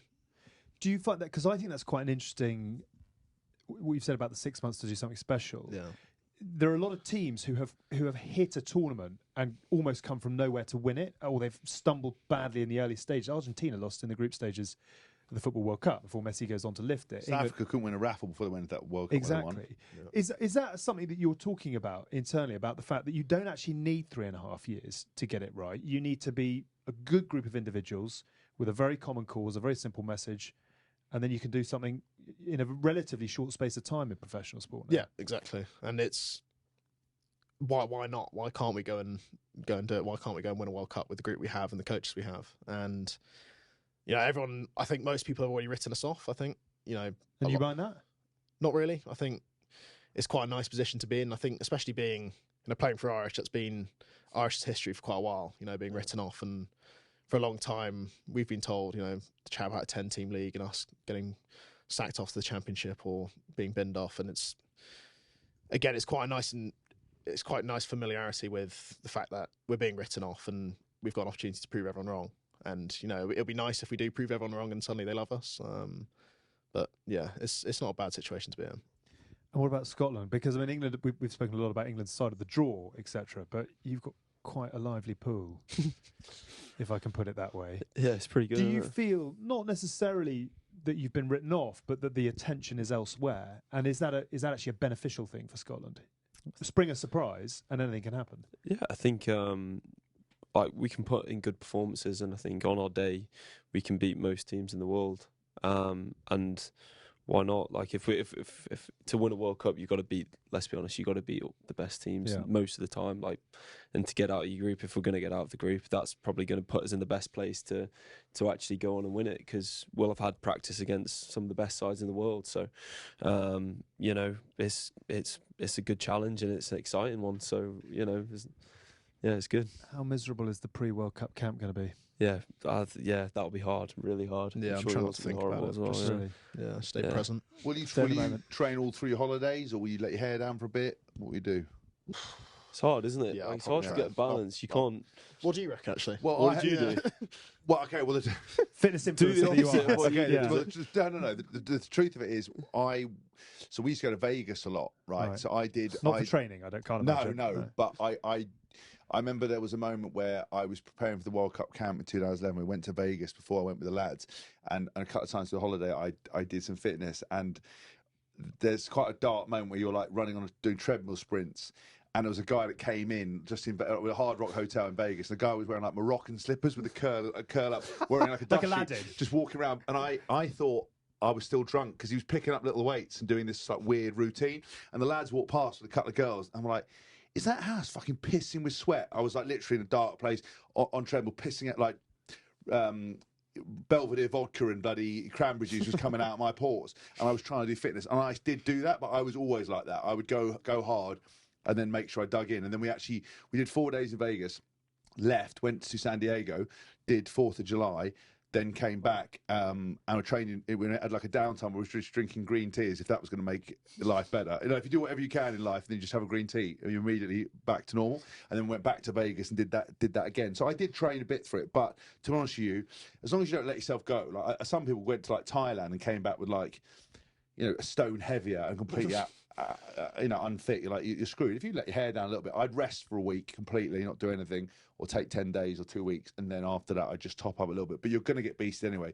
You're going to be fit. You're not going to have lost anything. So I would 100% take those 2 weeks to rest, and if you do go away, do a little bit, but take care of it, because it's a long training session. When we prepared for that 2011 World Cup, they went completely mad. We do 8 sessions a day. You know, they started us like 6:30 in the morning, and it was like madness. We run 15K on the first 2 days each. Yeah, and it was like, lads, why are we doing this? We've still got 6 weeks or whatever it was to do it. So I would take your rest, because you're not going to get it again. Do you know what I mean? And let your hair down a bit, switch off completely.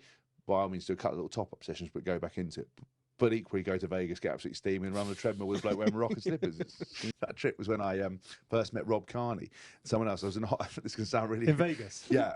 I was in a hot tub with a couple of porn stars. I know it sounds fucking wanky. I'm sorry. I was in a hard This is rock where the London hotel. Irish media Hard people to- step in and go, what the fuck, our prize assets? I only What? found out they were porn stars when I was in there, right? And we were chatting away, and I remember Rob Kearney just like sliding in, and me looking at him and him looking at me, and I was like, we met before? He's like, oh, Rob, we got on like a house on fire. I bet you did. And I was just chatting, and I can remember him just walking off, going, "Is this guy for fucking real?" And then he would told the story for years that he met me a couple of porn stars, arm round, ladies, come on in, come on, mate. Yeah, I wouldn't recommend doing that.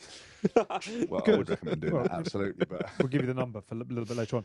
Tonight's social, is that just a little let off steam and get together, or is that a blow the bloody doors get off? together. Just together. Civilised. Won't be too heavy. Will you have an end of season where it's fancy dress and 3 days, or Yeah, is that part of it's it? not confirmed what the fancy dress will be yet, but it will be heavy. Yeah. And it will be good fun. Who is what the did we do? leader of the fancy dress gang at Irish? Jack Kirk, Really? Cookie. Yeah. He thrives as social sec. Right. Yeah. Nice. Rory Jennings likes fancy dress Jennings as well. very good, He's yeah. pretty good. people put effort in as well. Unbelievable yeah. effort. Yeah. Really? James Yeah. Stokes was. Yeah, was James he- was Stokes, he that's good. Sauron? Yeah, he was. Yeah. Massive Wow. Lord of the Rings fan. Like And fully he went dressed. full out, beard, incredible. hair, I think outfit, I think stuff. the ship posted like a picture. Oh, really? Was that good? Or just of like Oh, the ship during the summer. he You was could in just the see him in the background. background with like his saber. It was unbelievable. I've never seen the best fancy I ever saw was Will Skinner at I think at Harlequins came as a transformer that when he folded down it actually transformed. Really? Yeah, and it was like cardboard. It looked like Optimus Prime, and then all the cardboard was cut. So when he folded up, it went into a perfect truck. That's so good. Yeah. And then I think someone tried to. I think it was Justin Harrison or something from another team socials there, tried to start breaking it, and then Will Skinner ended up having a massive fight trying to protect As his Optimus fancy. Prime. As Do you not have, Optimus Prime. do you not have missiles, the things that he can produce? No, I think, because someone was like, it was just really out of order. Someone, lads are all pissed out. We've been pissed out for 24 hours. Someone wrecks your really, really, really attention to detail Optimus Prime. Then he went fucking mental, and there was an all-out brawl between two teams. Yeah, Right. not ideal. I'd love to get the video footage of Optimus Prime getting his flaps turned inside out on Fulham Home. Yeah, all right, okay. Yeah, Always that's an what I'm saying. opportunity. Do you know?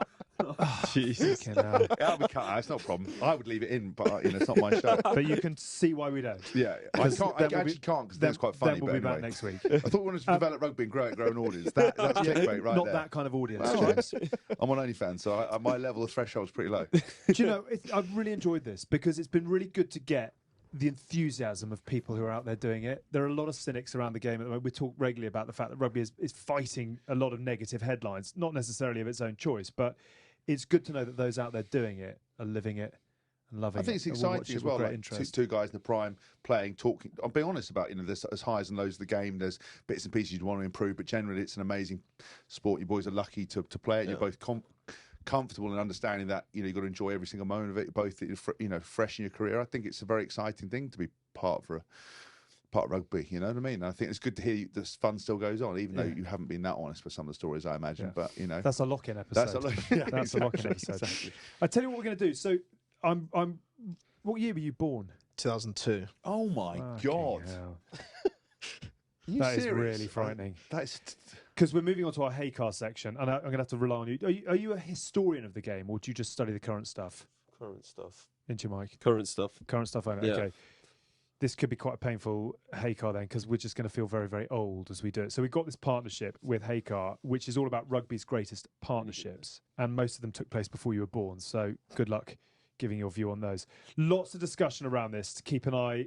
So keep an eye on our social channels. We're going to give the viewers and the listeners the chance to vote on which is the best back three partnership.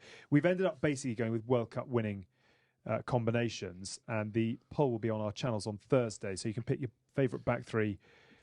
We've got three. I'm actually going to add a couple of others. Do you want to do the three that we've got? Yes. And then I think we're going to, if we don't add in some others, it's going to blow up. Yes, Alex, I'd absolutely love to do that. So this is your sweet spot, James. This is my perfect sweet spot. So we've got Lucy, Robinson and Cohen, 2003 Grand Slam. So you'd World been Cup in winners. nappies at this point. Yeah. Have you ever watched documentaries or archive footage of 03? Yeah. I have. Okay, Yeah. good. Yeah. Good. You would have literally won. Yeah. Which is oh my frightening. God. Right. John Gallagher, John Kerwin and Craig Green, 1987 World Cup winners. Not even I know about that. Yeah, so I've that's got no clue. I do, but I don't. Percy Montgomery, Brian Habana, JP Peterson, 2007 World Cup winners. Yeah. So I think we've left off some quite big combinations here. So I'm going to throw in Roth, Burke and Tune. Yes. From 1999. Australia, So Joe Roth, one of the greats. Matt Burke. I played against him when he played for Oxford, actually. Did he? Yeah, my good brother guy. played in the same team with Joe Really? Roth for Oxford. Well, we played in Wasps Academy. Well, Wasps second team, actually, when I was You'd have probably on the played against my grind. brother. I probably did, yeah. He played against I Courtney don't remember a Laws. little... No, he's big. Oh, is he? Yeah, he's bigger than you. No He's way, 6'4". Oh, he's tall, yeah, fine. He's probably a streak He of was piss. 19 stone. Off streak of piss. He was a 19-stone second row. You've got that in your gene pool. What's that Well, to you? he fell in the cauldron. He fell in the cauldron. That's I- like you left in a tumble dryer too So my long. brother played against Courtney, and Big Bono just absolutely belting you. pulled Courtney's shirt over his head and then ran off. That was his only contribution to the game. Wow. Probably a good I'm thing. not sure Courtney would remember that. But so Roth, Burke and Tune, which is a hell of a combo. Yeah. Milner Scudder, Ben Smith and Surveyor, Yes. who won it in 2015. And then Colby, Willie LaRue and Mapimpi from 2019. What about Doug Howlett, Cullen and Lomu. Lomu? Shit. God, How yeah. have we not got them? That's what I mean. wow, Well, yeah. whoever did this It doesn't know what they're wasn't talking about, Ollie. Yeah, so we could do... Yeah, Cullen, Cullen Lomu is, and, you know, That has to be it. they and vote Wilson. It was Cullen, Wilson, Wilson and Lomu. Lomu. I mean, that's it. Right, that's your lot. Put that in your pipe. But they and never smoke won a it. World Cup. It doesn't matter. They're Yeah, unbelievable. I mean, yeah. Cullen made me fall in love with rugby. He did shit that I mean, you know, he's probably got shit like that in his arsenal. I mean, I could never dream of that. He was incredible. Lomu's obviously Lomu, who's the reason that anyone knows anything about rugby, because he wouldn't exist. It would be even more an obscure sport. Just be a load of posh people battering each other in the field in front of one man and one dog. If it wasn't for him, genuinely. Yeah, let's go back to that, but yeah, keep going. Yeah, and then Wilson just Joe's journal Goldie. rugby. Wilson, he could just fucking carve up. And he played one-day cricket for New Zealand as well. That's multi-talented. Jonah Lomu rugby. Yeah. But let's put... Do you play German? Oh, you. Yeah, I would have played. Yeah, Oh, I you played would have it. done, Yeah, yeah. yeah. Jake Maga, when I was in the academy house with him, Yeah. he'd have that Mate, on. German We'd all be rugby's still the playing on best rugby that. game of all time. So my Yeah. first week at university... About the only one that was. Well, no, any because good, they go overcomplicate, trying to make it more realistic. Where you like do a shit sidestep, some bloke would dive and trip up, and then you have to ruck. That was German rugby. Was like that. That's why I'm so good in the. What on the game? At the game? I love their reaction. You now know what it's like to be in this chair. At the game, you got filth on your minds, you two little virgins. Relax, lads. You know, just all You're now testosterone. turning into the upper sixth ball and bully. And the future is here. It's not with you. I'm done. I'm happy. Right, I'm a Z-list celebrity now. I can't argue with that. And what I like about Lomu, Cullen, and Wilson is that there's a purity to it. They didn't win the World Cup. They did win a series in South Africa, but that is unarguable. Who cares? It's Wilson, I Cullen, care, and Lomu. and therefore they're in. Bad luck to all the other contenders. It's the biggest field. It's the quickest decision, and I don't think anyone can argue with it. Oh, we wanted you both boys' opinion. And please, if you feel like I've outlandish, I've got it wrong, I'm sure we'll let you know. An absolute smorgasbord of back threes. We've picked as our final three Lucy, Robinson, Cohen, obviously 2003 Grand Slam and World Cup winners. Roth, Burke and Tune, who won not only plenty with Australia, Bledisloes, etc., but also the 99 World Cup. But we have gone with our victorious trio who didn't win a World Cup but still forever changed the game. Jonah Lomu, Christian Cullen and Jeff Wilson. That is our pick. We'll put the three up on our socials. Be fascinating to see if you agree, who we've left out. And I'm sure if you've disagreed, you will be very quick to let us know. So thank you very much indeed for that. That is our greatest back three partnerships. Let us know who you'd be picking by going to our poll on socials this Thursday, powered by Heycar. Not a huge amount of controversy in studio this week. But Heycar, of course, make buying a car easier with their large range of quality-checked and used cars within a single app. Similar to the battery partnership of Cullen, Lomu and Wilson, who always showed remarkable power, performance and a fresh pair of wheels. All Heycar vehicles are under 8 years old, have less than 100,000 miles on the clock and come with a warranty and a 10-day money-back guarantee. All at your fingertips. If you want to know more, download the Heycar app to find your perfect car. What are you driving these days? And what is the shittest car you've had as on a 66 quid a month contract? Well, actually, you were walking to training. Yeah, didn't have one. Have you done a little Ford Fiesta or a Nissan Micra or a Volkswagen Polo? You had a okay, that's all right. Yeah, that's nice. Standard. No, yeah. it's nice. Volkswagen Polo. I don't He drive. still can't drive. You still can't drive. I know. He's He's got a chauffeur? G-Wagon sat at home. He just can't drive it. Are you serious? It's not my fault. Why not? Whose fault? I'm Whose not fault in is this. it? What do you mean? Whose fault is it? COVID-19. Right. Yeah, That's 3 years ago. Book now. it. Yes, yeah, get it in, booked in this week. You've literally got a gap between. I've obviously tried that. Just gets everyone. Have you failed your test? No, I've never got one. Oh my Right. God! Mate, before the end of the season's done now. Do it next 3 obviously weeks. I've tried that. Well, obviously do it now. Yeah. Do it now. Get Brilliant. it booked. You can't have a G-Wagon at home and not Have drive you it. got- Elliot have you got a Daly- G-Wagon at Elliot home? Daly's No, 32. no. Elliot Daly's 32 and still can't drive. What? It's pointless. Like you don't understand how you're being I've handicapped. got to drive. Well, get driving. Yeah, I'm trying. I'll take you out. I'll teach you to drive. What car have you got? I've got Porsche or a Defender. Oh, that's yeah. You could learn in Yeah, there. Big we'll money do that. podcast. Yeah, just do. Yeah, I mean, listen, I'm not And into the love of the OnlyFans. game. Do you know what I mean? Like, I know. I was a battler like you two until I went global. So they're like, I'm not driving around a fucking Fiat Punto, am I? Do you know what I mean?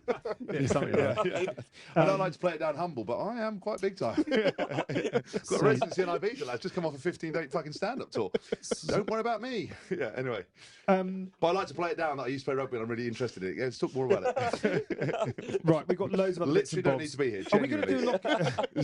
You do. You've got nowhere else to be. I absolutely have. I genuinely, I could have filled up this spot with more cash, more money operations than you know Shut happening. the front door. But anyway, I'll teach you to drive. Are we going to do a lock-in with these two? Yes, I'd like to if they've got okay. time. Yeah, perfect. In which case, let me fly through the other bits and bobs. Bear with us, fellas. Feel free to check your phones as you go. Hask, cruise read. Do you want to do that? Yes, Alex. You know what? We're 5 months away from the World Cup, and thanks to Infinity Travel, we'll be there on a cruise ship in the centre of Marseille, and it's impossible to get a hotel room in Marseille during the World Cup. So you need to check out our 4,000 berth bloody floating palace hotel, unbelievable thing with 17 restaurants, loads of things to do, including bowling, swimming pools, and a theatre, and of course, plenty of bars and a cigar lounge that we keep pointing out. We'll be there for the opening weekend with a viewing party on deck for the opener between France and the All Blacks, as well as a quarter-final weekend too. Also, I'll be DJing on the Ibiza-themed adult area, having an absolute whale of a time. To secure your tickets, which will be a truly unique experience for the Rugby World Cup in France 2023, head to infinitysportstravel.com/GBR. That's infinitysportstravel.com/GBR. If you guys are bored, we'll find you a little way on to because that is actually Do going you to be want to absolute come carnage. on? And basically, it's like a 5-star hotel floating with just unbelievable things. And you're DJing? I'll be DJing. Yeah, no thanks. You okay. can come again, It's Henry. okay. It's okay. You You can two come can again. I'm sure we can get a room with you two watching rugby and have absolutely no fun.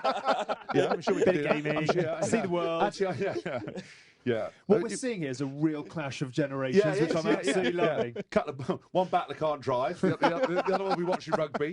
God, I absolutely hate to have a great time in France with music and dancing. Oh, that'd be awful. Do you know whether they're going to keep you quite busy in France or not? I mean, you can't spend because it's a long tournament as well. You've got 13 days between. Your I need third to get and fourth selected game. first. I'm going to be Right. honest. I'm Oh, going to oh, throw oh, that out chestnut. there. Should you be selected? Yeah. I'd be mad if you don't. Are they going to? Are they telling you how they're going to keep you entertained out there? Wine tours, cheeseries? Not really. No. I think It's just rugby. I think there'll be like days off and weeks off where we can actually see family and stuff and go do what we want. Well, now you're friends of the show. Why don't you come on out with cruise? us? We'll look after you, lads. We'll get you whatever you want. Yeah. Yeah. I think it's going to be mega. Yeah. Hask has done the cruise. Don't forget to subscribe to the Lock-In if you haven't already. It's our extra pod we put out on a weekly basis for the Uber fans, the Norses amongst you. Thank you for those of you who've signed up. Also check out our World Cup after party, Guildford, London, Swansea, Cardiff, Edinburgh, Northampton, Reading, Oxford, Leicester, Birmingham, Southend, Exeter, Plymouth, Newcastle, Nottingham, Manchester and Bath. Tickets are available at Ticketmaster. Just search Good Bad Rugby and you'll find that is going to be a lot of fun as we debrief, reflect and celebrate. And we'd Rugby World also Cup do an 2023. after party after Plymouth Yes. at the depot. classic house and disco. You can roll straight from the venue into there. We're going to have a time of life, a few drinks, get opportunity to hang out. I mean, I'll be behind the decks. You won't be able to get to me, but you'll be able to look at me and wave at me from the dance floor. If you're interested, it's going to be absolutely mega. It's quite fun post playing. I mean, I know you guys are living the dream, but you're not doing a bad job at keeping the flame alive. Don't forget as well, the good, the Scaz and the Rugby in partnership with Vodafone. All the latest from the women's game this week is on the pod. And the girls are looking ahead to England, France this week with a legendary French international. So tune in for that. And if you haven't already, check out the fact that 50,000 tickets have been sold for Le Crunch at Twickenham. And it also means that the Good, the Scaz and the Rugby live show has sold out as well. Scaz has named it Le Crunch avec Brunch, which I think is a very nice touch. It's at the Cabbage Patch, which all of you will know. It's before the game, and it's sold out within 2 hours. So well done to the girls for that. I hope that goes extremely well. Tins is going to be down there for the show itself. He's very excited about it. Finally, he turns up for something. He doesn't turn up for GBR, but he will turn up for Good Scaz Rugby. So he is looking forward to getting involved in that. We are obviously hoping that Mo will be back on the hallowed turf after returning for England for the first time in a while. Back in a white shirt after, of course, she was left out of the World Cup squad. Very emotional for her. Great to see her back. And good to see England back to winning ways as well. Scaz, of course, in recovery mode at the moment, but she is leading all of the England punditry at the moment. I think she's on the Beeb this weekend as well. So she'll be brunching and then off into the mainstream media. Elmer's going to be around about. Tins is going to be around about. So make sure you get thoroughly involved in all things Good Scaz and Rugby. And good luck to the Red Roses this weekend. To finish off, a little shout out to Sean Whiteman-Smith and his Maidenhead under-12s age group, as they've had a smasher of a season. 2 Land Rover Cups, undefeated, no tries conceded, and winners at London Irish last Sunday in the world's biggest under-12s tournament. You could have played for that last year, couldn't you? Good to see you elevating up the levels. Teams from England, Ireland, Scotland, Germany, France, Holland, and Jersey. So well done to the Maidenhead under-12s. He said, That's my former club, by the way. Which one? Maidenhead. Maidenhead. Oh, well done, Maidenhead. Being London Irish, excellent, sir. He said, I've had the pleasure of coaching them since under-6s, and on Friday evening, the 21 boys received their official Maidenhead caps at the end of season awards. They are amazing kids with amazing parents who love social, and we're off on the Smash. It says the Smash in brackets. Drink responsibly if you're under 12. It's a 3-day tour this Friday to the Pontins in Somerset. What, Pontins? Hawaiian theme. Is that a punishment or a thing? I thought they'd won the season. Why are they being punished at Pontins? It's a Hawaiian theme. I'm probably tour. DJing. It's my level, isn't it? Life is good. Centre Parks and Pontins. Fellas, well done, Maidenhead under 12s. Fellas, thank you very much, Steve, for coming on. It's nice to get you out of the media handbooks. It's been all right, isn't it? Yeah, Will you be now back into... What's the media manager going to say when this comes out? Why did you not run it past me? He won't have a choice, will he, I guess? That's the job. It's important that you actually get out and speak beyond handbooks. He didn't say anything bad either. No. Well, it's just associated with you, really. I mean, you'll be tarred with the same brush, but it's absolutely fine. Good luck for all that's to come. Good luck for the end of the season. Enjoy the social. Get proper time off and rip into it come the World Cup. Are you confident that Scotland can spring a surprise? Yeah, I am, yeah. It should be exciting. It's going to be a hell of a tournament. And England, under the radar, and that's a pretty dangerous place to be. Yeah, perfect. Good on you. Well done, fellas. Come play again soon. Hask. Hello. Booking a cab, what are you doing? No, I've got to... Back on OnlyFans. Actually, funny that England announcing that I'm DJing at the Sevens at 5 o'clock, so I just needed to accept the invitation. Good. Just another thing I do. Don't worry about it. How many big crowds? 84,000 people at Twickenham. I don't want to go on about it, but yeah. Kind of a big deal. Yeah. Well done to you. Lovely to see you. The Good, the Bad, and the Rugby is produced by Shoutout Kilgallen and Ollie Hunter and is a folding pocket production. Look after yourselves. We'll be back next week. Bye for now.